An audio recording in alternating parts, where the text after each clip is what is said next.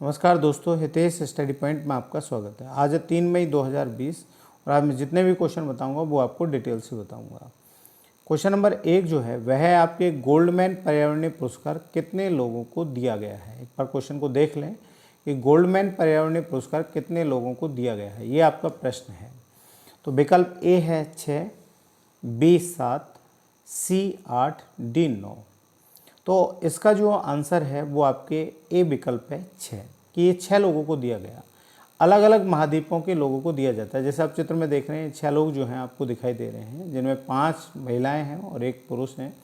इन 6 लोगों को ये पुरस्कार दिया गया है और अलग अलग आवासीय महाद्वीपों से दिया जाता है। कि जैसे कुल महाद्वीप 7 हैं लेकिन आवासीय महाद्वीप कितने हैं, 6 हैं। अंटार्कटिका एक ऐसा महाद्वीप है जो सदैव बर्फ से ढका रहता है। It's also covered with ice.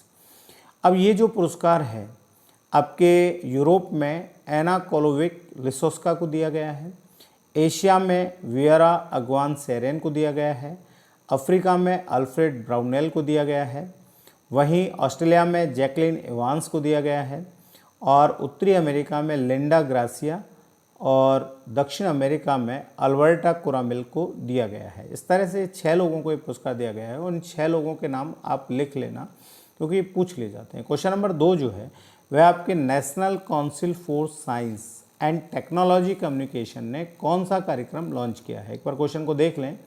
National council for science and technology communication ने कौन सा कार्यक्रम लॉन्च किया है, देख रहे हैं आप क्वेश्चन को।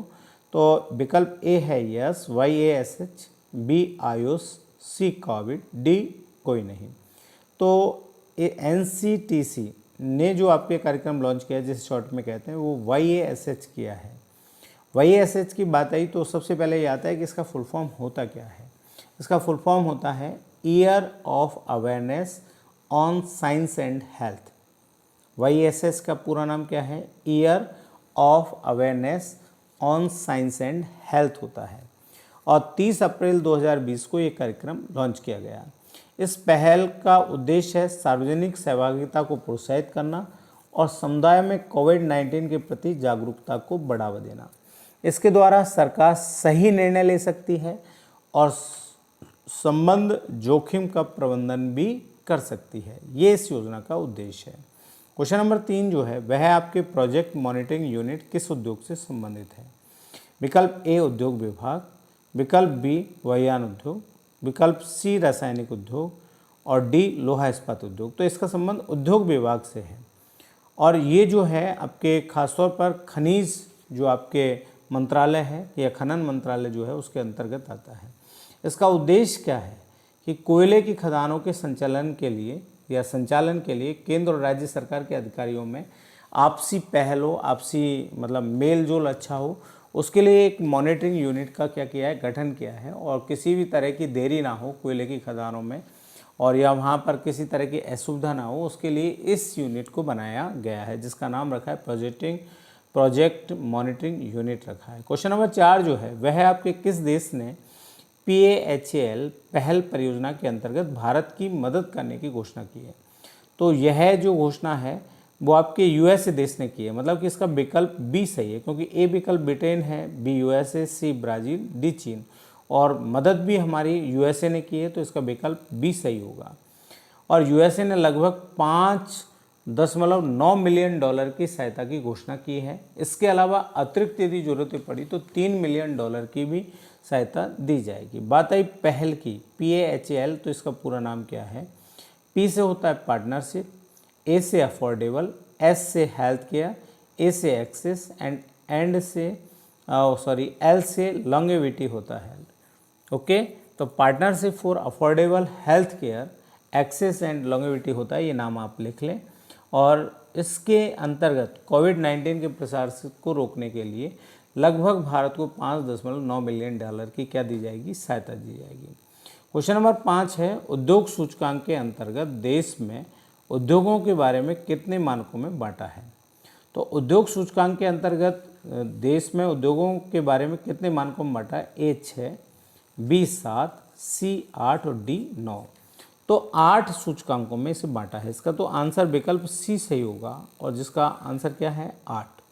अब इस सूचकांक में कोयला, कच्चे तेल, प्राकृतिक गैस, रिफाइनरी उत्पाद, उर्वरक, इस्पात, सीमेंट और बिजली जैसी सुविधाओं को विकसित किया जाएगा। उनको भी इसमें क्या किया है, सम्मिलित किया है। और ये अंदेशा भी है कि 2009 से 2020 के मध्य आपके 0.6% की क्या रहेगी, वृद्धि रहेगी। क्वेश्चन नंबर 6 है कि अभय ओका को कहाँ का मुख्य न्यायाधीश नियुक्त किया गया है, जैसा आप प्रश्न देख रहे हैं। और ये जो हैं आपके सामने जो चित्र डायग्राम आपको दिखाई दे रहा है, ये अभय ओका जी हैं और इन्हें हाल ही में कर्नाटक राज्य का मुख्य न्यायाधीश बनाया गया है। इसका विकल्प सी सही है।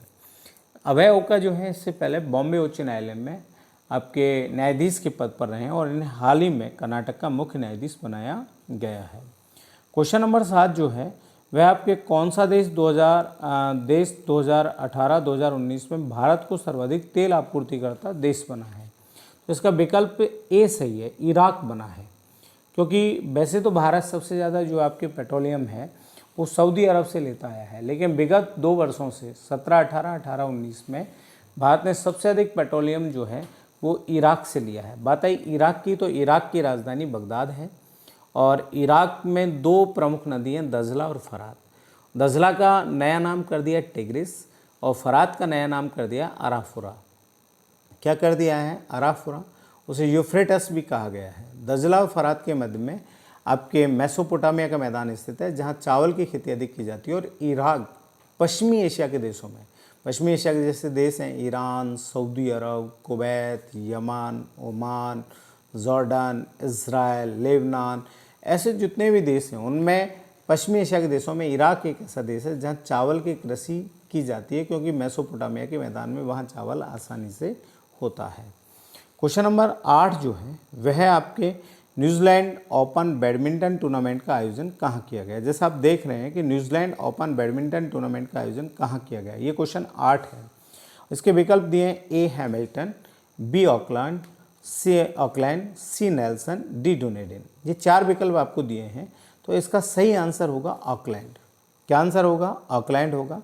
और इस टूर्नामेंट में आपके कोविड-19 जैसी डिजीज़ के चलते हुए भी इस टूर्नामेंट में भारत की ओर से पी कश्यप, प्रणय साईप्रीत, बी साई पानीर, सायना नेहवाल जैसे बड़े बैडमिंटन के दिग्गज खिलाड़ियों ने इसमें क्या भाग लिया है। क्वेश्चन नंबर 9 जो है वह आपके बोधिसत्व मूर्ति का पता किस राज्य में लगा है। एक बार क्वेश्चन को देख लें कि बोधिसत्व मूर्ति का पता किस राज्य में लगा है। ए हरियाणा, बी तेलंगाना, सी महाराष्ट्र और डी राजस्थान। तो इस बोधिसत्व मूर्ति का पता जो है वो तेलंगाना राज्य में लगा है। किस राज्य में लगा है, तेलंगाना।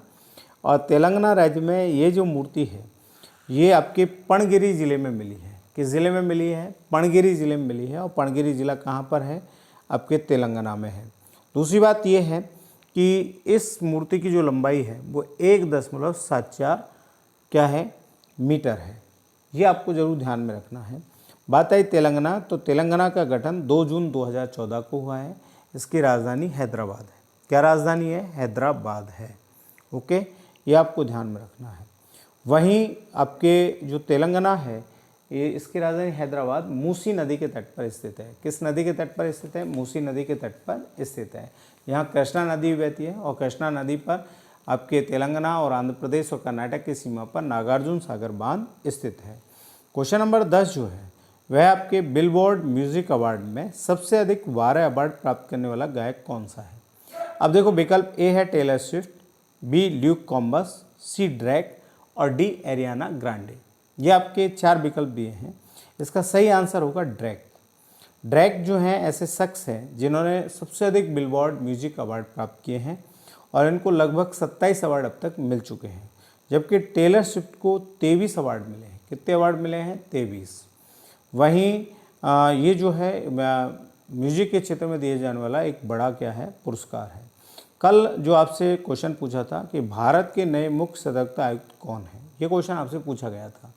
4 विकल्प दिए थे, अमिताभ चौधरी, हरपेंद्र सिंह, राजीव गुबा, संजय कोठारी। जैसा आप देख रहे हैं ये संजय कोठारी हैं और ये राष्ट्रपति के भी आपके सचिव रहे हैं। राष्ट्रपति के क्या रहे हैं, संजय कोठारी सचिव रहे हैं। और इस क्वेश्चन का आंसर लगभग सभी लोगों ने सही दिया।